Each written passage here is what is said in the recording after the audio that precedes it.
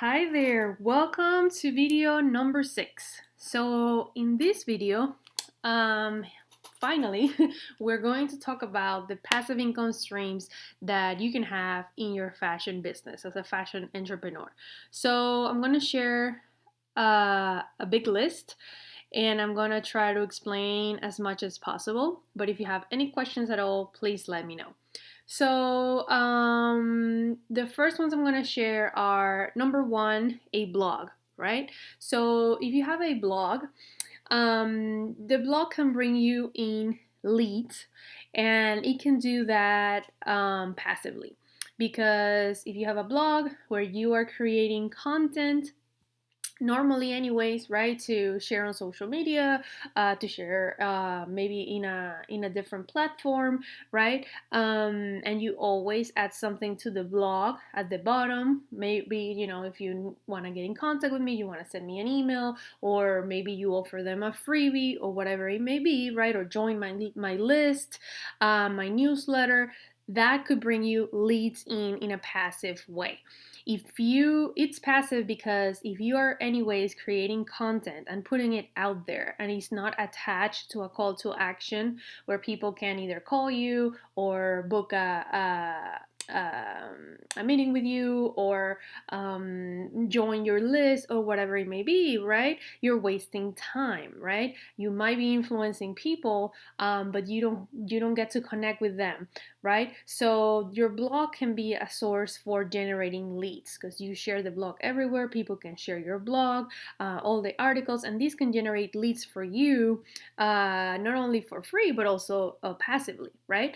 And it's also very passive because people can still keep sharing that article for you and you still get those leads. And we know that lead is income because a certain percentage of them are going to turn into customers, right? So that's a great way to create that kind of income, right?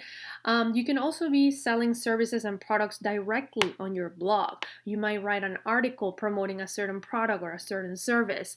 And once you write that piece of content and you start sharing it and people again start sharing it for you, that will bring sales in without you having to keep sharing it, right? Especially if you use a platform like Pinterest, for example, right? That we know that works like a Google search, right? People can be Googling something and your article might pop up, and it's not necessarily that you post the article yesterday or a week ago. It could have been 3 years ago, right? And the article still pops, and if that article has links where people can actually buy that product or buy that service or provide that lead, then you get that, right? Without actively having to do that, okay? And that's income too.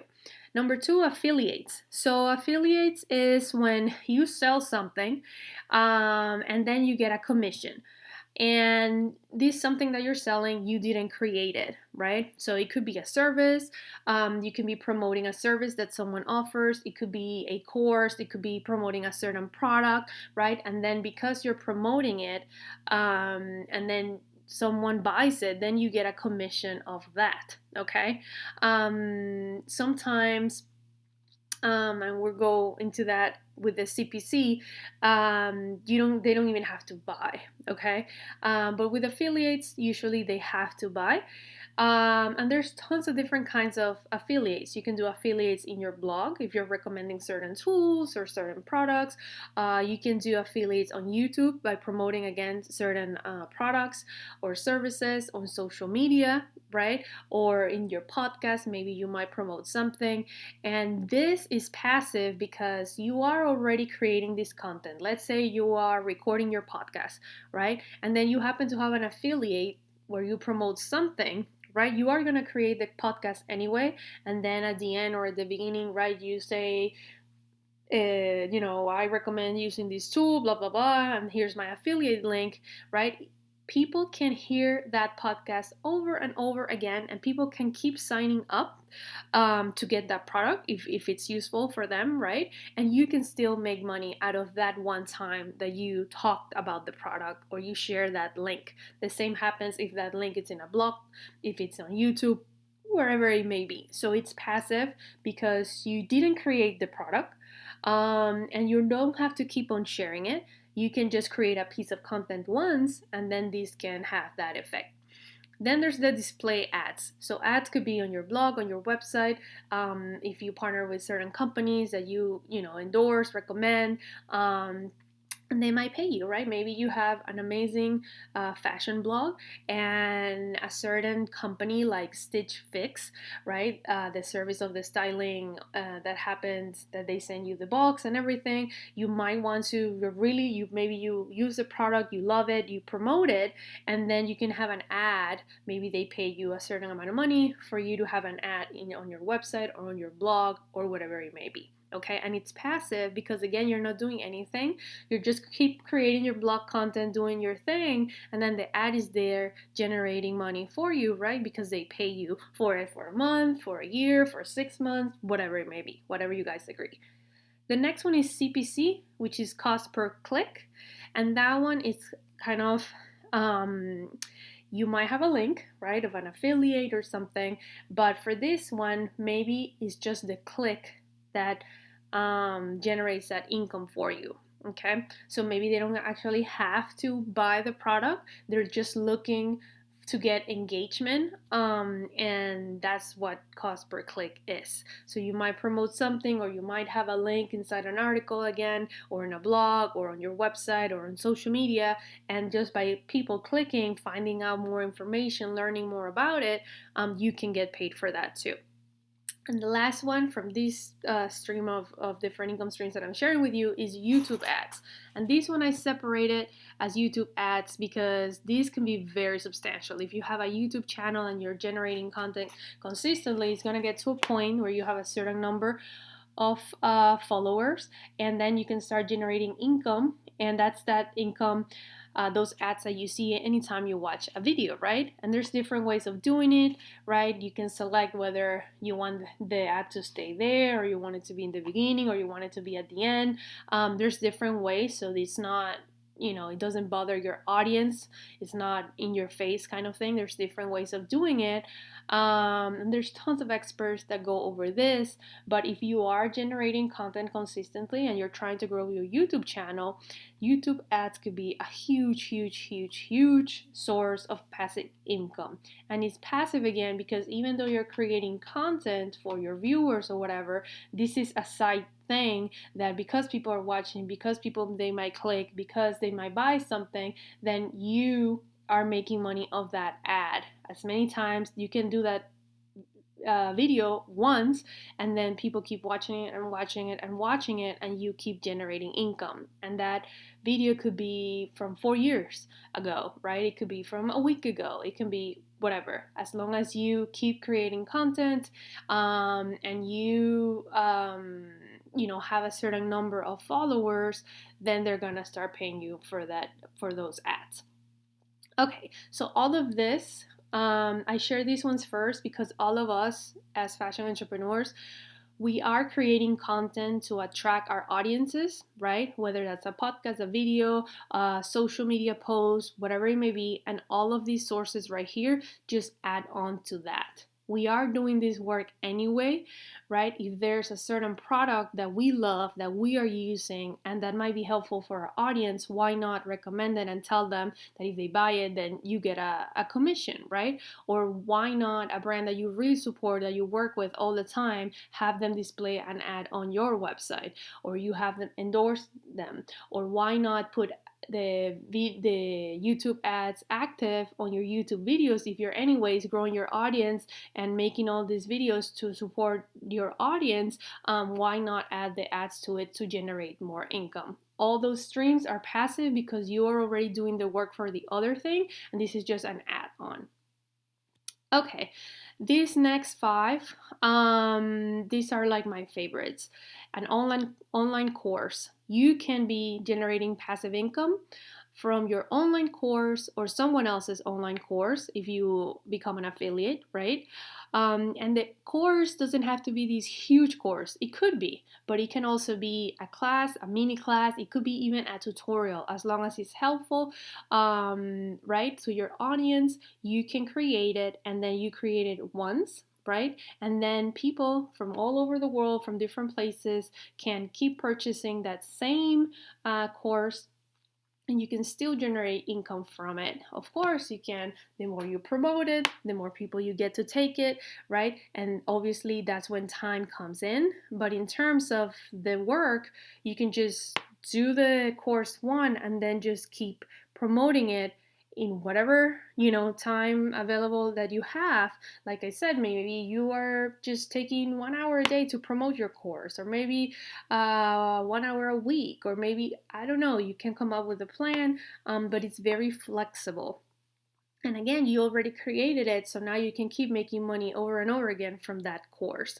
If you don't have a course, but maybe you took a course that you really love, most likely they have an affiliate program, and then you can recommend that course and make a commission out of the courses that you sell through your link, okay?